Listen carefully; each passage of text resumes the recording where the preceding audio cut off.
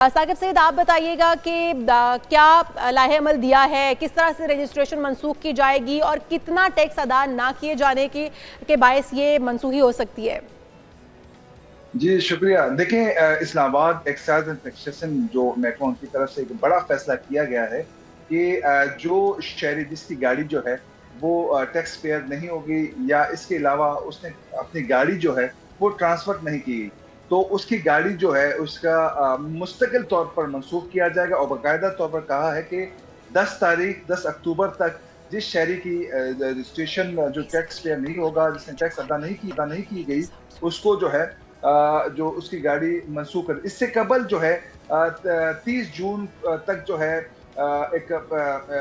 जो हुक्म दिया गया था कि आप अपने जो टैक्स अदा किए जाएं, जिसके बाद जो है बाज़ गाड़ियों के जो है वो जो रजिस्ट्रेशन है वो मुअत्तल कर दिए गए थे, रेड नोटिस भी जारी किए गए थे। लेकिन अब जो है बड़ा फैसला किया गया है कि चूंकि 10 अक्टूबर लास्ट डेट होगी, आपकी गाड़ी पहले ही जिसकी अदा नहीं की उसको मुअत्तल किया, लेकिन अब जो है वो मनसूखी की तरफ जाएगा।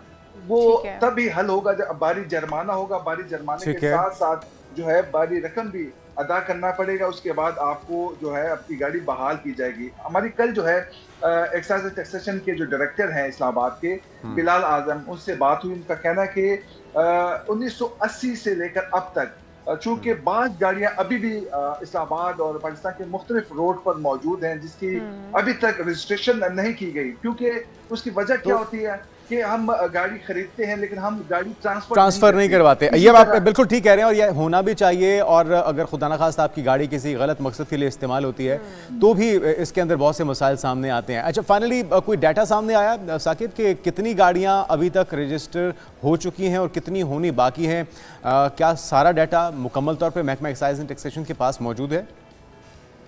जी देखिए, जो डेटा है महकमा टैक्सेशन के पास 1980 से लेकर अब तक तमाम डेटा जो है उनके पास मौजूद है।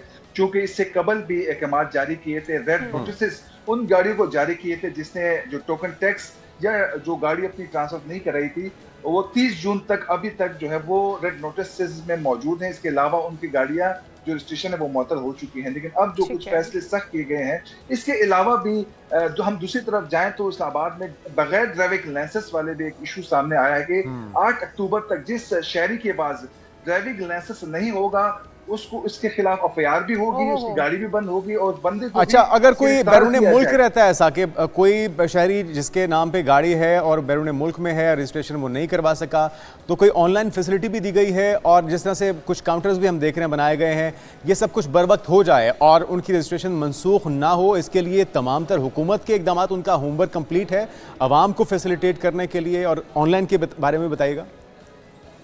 जी बिल्कुल, ये तो जैसे कि आईसीटी एक ऐप है जिसने मुतरफ करवाया था एक्साइज टैक्सेशन की जानिब से, और बल्कि ज़िली इंतजामिया की जानिब से एक ऐप बना हुआ है बाकायदा तौर पर, जिसपे आप जो बैरून मुल्क शहरी रहते हैं जिसके लिए मुश्किलात हैं, जो इस्लामाबाद नहीं आ सकते, उनके लिए बाकायदा तौर पर जो है बायोमेट्रिक भी की जा सकती है ऑनलाइन। और इसके अलावा जो ऐप है, ऐप के जरिए अपने रजिस्ट्रेशन भी करवा सकते हैं। चूंकि हमारे कुछ ऐसे शहरी भी हैं जिसके 1980 तक, क्योंकि हमने विजिट किया एक्साइज टैक्सेशन में, 1980 से अब तक उनकी जो गाड़ी की ट्रांसफर भी नहीं हुई। तो ये एक बड़ा अलामी है पाकिस्तानी, क्योंकि ऐसे बड़े फैसले तभी होते हैं जब हमारे पाकिस्तानी कौम या हमारे जो शहरी हैं वो अपना जब लिमिट क्रॉस हो जाती है। बिल्कुल सही कह रहे हैं आप साकिब सईद। ये भी बताएगा, कहा यह जा रहा है कि जो गाड़ियों की रजिस्ट्रेशन मनसूख कर दी जाएगी, फिर वो वापस रजिस्ट्रेशन उनकी तब तक बहाल नहीं होगी जब तक भारी भरकम जुर्माने अदा नहीं किए जाएंगे, सजाओं का सामना नहीं करना पड़ेगा। तो कितनी सजाएं रखी गई हैं, क्या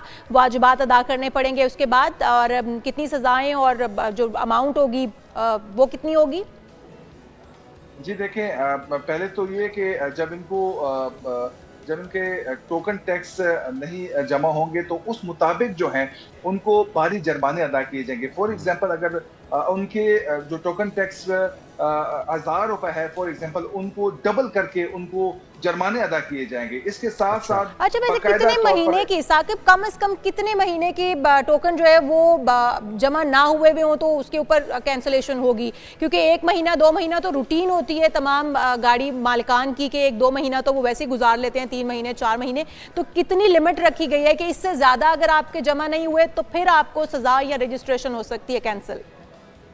जी देखिए, जो ऑफिशियली तौर पर 3 महीने जो है वो एक लिमिटेशन होती है कि आप 3 महीने तक जो है अपनी जो टोकन टैक्स जो है वो अदा कर सकते हैं। लेकिन यहाँ पर इस्लामाबाद में जो है वो सालों तक, यहाँ तक कि बाज़ों का 14 साल, जैसे कि वो डायरेक्टर साहब ने कहा कि 1980 से जो है अब तक, तो 1980 का जिक्र करने का मकसद ये है कि इतनी पुरानी गाड़ियां हैं कि 1980 से अब तक भी उनके टोकन टैक्स जो है वो अदा नहीं की गए। इसके अलावा भी अच्छा, जो है साकिब ये बताएगा कि कितना रेवेन्यू इकट्ठा करने जा रही है गवर्नमेंट इस इकदाम से, और क्या इस्लामाबाद के बाद फिर प्लान है कि दीगर सूबों, दीगर शहरों में भी इसी प्लान को इम्प्लीमेंट किया जाए अगर ये सक्सेसफुल रहता है तो?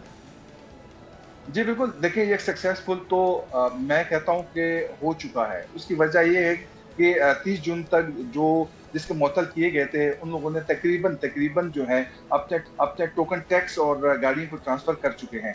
लेकिन अब इस फैसले के बाद जो है ये मेरे ख्याल में जिस तरह से आप टैक्सेशन जो ऑफिस है उसके बाद जो रश लगा हुआ है, तो ये इस फैसले के बाद जो है तकरीबन लोग जो है अपनी गाड़ियां जो है वो ट्रांसफर भी करवा देंगे, इसके अलावा टोकन भी अदा कर देंगे। बहुत शुक्रिया साकिब सैयद, आपने तफसीलन हमारे नाज़रीन को आगाही फराहम की है। और ये लगता ही है कि FBR के ना होने के बाद हुकूमत ने ख़जाना भरने का एक नया तरीका निकाला है। और अब आप भी तगड़े हो जाइए, जिन लोगों ने गाड़ियों के टैक्स नहीं दिए, टोकन नहीं दिए, वो फौरी तौर पर अपनी डेडलाइन से पहले जमा करा दें, वरना आपकी गाड़ी की रजिस्ट्रेशन मनसूख होगी और फिर आपको भारी जुर्मानों के साथ वही काम करना पड़ेगा। और फिर आपको दोबारा से रजिस्ट्रेशन तो करवानी पड़ेगी, लेकिन जितने टोकन आपके कम होंगे वो डबल करके आपको पे करने पड़ेंगे और उसके बाद ही आपकी गाड़ी को दोबारा से रजिस्ट्रेशन मिल पाएगी।